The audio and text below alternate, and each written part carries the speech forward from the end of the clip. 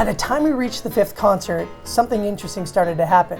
The concerts were growing, the audiences were growing, and every year we seemed to be doing something just a little bigger in scope. But what I was about to learn that year had nothing to do with writing music. It had to do with something else entirely.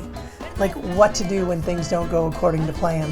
In 2002, we moved the concert to Town Hall, the only time I wasn't in Benaroya Hall for my entire career. It was a new space, it was really interesting, but in all honesty, I had just figured out a way that we could make as much money for the hospital selling drinks as we could with ticket sales. It was just a different energy in that space. It had a huge dome up above, it had like church pews. We were just really excited to be there. It was such a unique space. We had a lot of momentum building.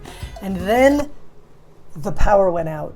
When the power goes out in a concert hall, everything stops. Lights, sound, all the equipment. I remember standing there thinking like, what do we do now?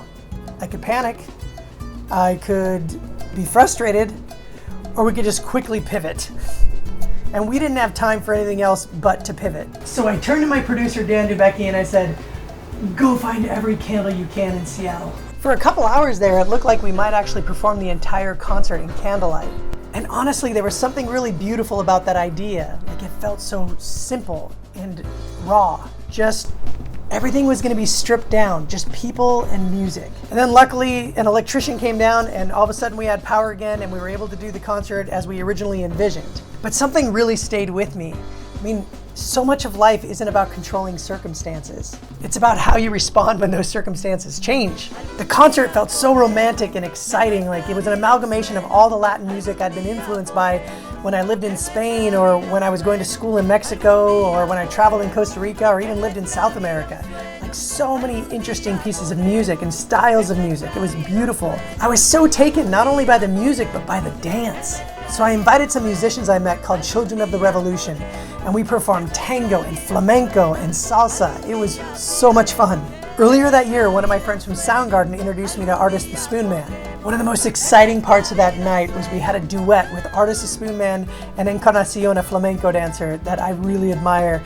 And when Artist would do everything with his hands and brrr, it's just going so fast, she would replicate all of it with her feet and dance at the same time. It was incredible. Like it was electric in that space that night. Looking back now, that concert taught me something really important. Life isn't planned, it's all an improvisation. We're constantly adjusting to things we didn't plan, curveballs, surprises, things that force us to think differently.